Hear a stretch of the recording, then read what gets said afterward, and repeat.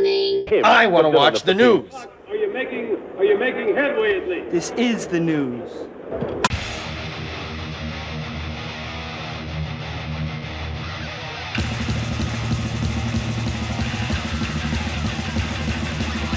Schmack-a-magob, it's time for the only news that matters. And it's time to bash on Sammy, Hagar, Belcher. Boy, that makes me happy just to bash on this liar. And I want to thank my friend Eric for sending me this. It's an interview he did way back on September 30th, 2013. So Gibson asked Sammy, I've always wanted to ask you how you rank yourself as a guitarist. It takes balls to stand up there with Eddie Van Halen or Joe Satriani. I've been lucky to jam with Satriani and Vai, and to a certain point it is intimidating, but also at a certain point you just gotta tell yourself, screw it, this is what I do. And Belcher said, I'm a little bit intimidated if we go too long, but in Chickenfoot and Van Halen, I just put the guitar on and got a big cheer always, and got a big cheer always. Look at this guy. Hey, I put on the guitar, people cheer. Yeah, sure. Sure people cheer. Because you are so known for a scary, great lead guitar player. Frank Marino ain't got nothing on you. Nor does Eddie Van Halen and Joe Satriani. People cheer when I put on my guitar. Oh, man. And then I burn for a little bit and then take it back off before I run out of chops, you know? No, I don't know. What the hell are you talking about? He says, I rate myself as a guy that can play and I can express myself extremely well, but only in one language. I can only play blues bass guitar. But when people like Joe step up there, he can play. He is the best guitar player I've ever played with.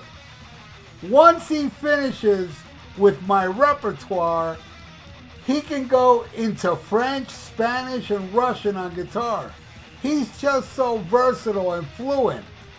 Eddie is not as fluent and versatile. Eddie's got a style for himself, and he's very much in that pocket. But Joe can play anything. He freaks me out. And when I'm on stage with Joe and Eddie, and I put on my guitar, I get a lot of cheers. He didn't say that there, but he said it before, and I thought I'd throw it in again. Because it's such a classic line, you know? I put on a guitar and people cheer. Especially when you have Joe Satriani and Eddie Van Halen on stage, yes.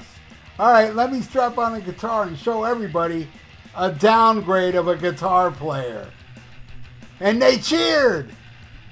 All right, here is Belcher gushing over Joe a little more. He says, Joe is here to stay.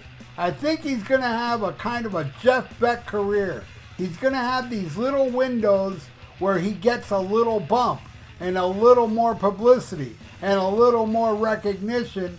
And then he kind of just cruises along. And then all of a sudden, everybody's going to say, wow, Joe Satriani's the best guitar player in the world. And everybody gets hip again. He ain't going nowhere. The thing that amazes me the most about Joe's guitar playing over any other musician, including Van Halen, is he knows exactly what he's playing and can play it twice, 3 times exactly the same. He works his parts out, but he does it real quick. It's not like it takes him forever to come up with this part. He comes up with it and bam, instantly. We know every note he's playing. And I don't know how he does it. He's so smart. He's too smart for his own good. But you're a lucky man if you stood up and played next to Joe Satriani. What I do is I learn. he immediately makes me better because it makes me aware of what I'm playing. Because if I see him solo, I think, I don't know what I'm doing. So I start to think a little more like, oh, I know what that note works. So he just enlightens. He's enlightening to play with. I don't know if that works for you, but that's how it works for me. So yeah, you see Joe Satriani solo and you're like, I can't do that. Hey, why don't you bring up Eddie Van Halen? When you see Eddie Van Halen solo, you can't do that. Oh, that's right. You gotta wait till Eddie dies for him to start praising Eddie again. But this is back in 2013 when he was pushing that chicken foot and running around telling people. And I remember other interviews back then of him talking about how Joe Satriani is better than Eddie Van Halen. Like in a bitter way. He kept saying it over and over again in the press. So now he's out there praising Eddie, greatest guitar player he's ever been with, and blah, blah, blah. You know, and what kind of tribute is this? Seriously. You know, hardly any real Van Halen songs. And then the rest is Vangina. And then he even does solo material and Montrose.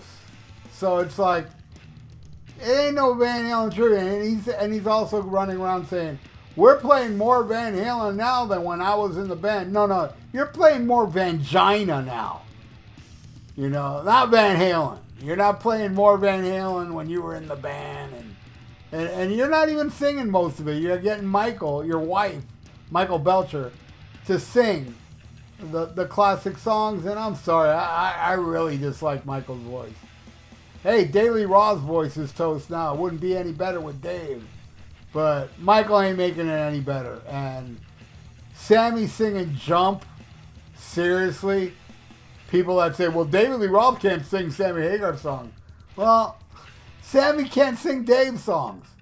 His rendition of Jump sucks. Sammy Belcher also talked about the fact that Jason Bonham was forced to leave Sammy's Best of All Worlds tour due to an unspecific family issue.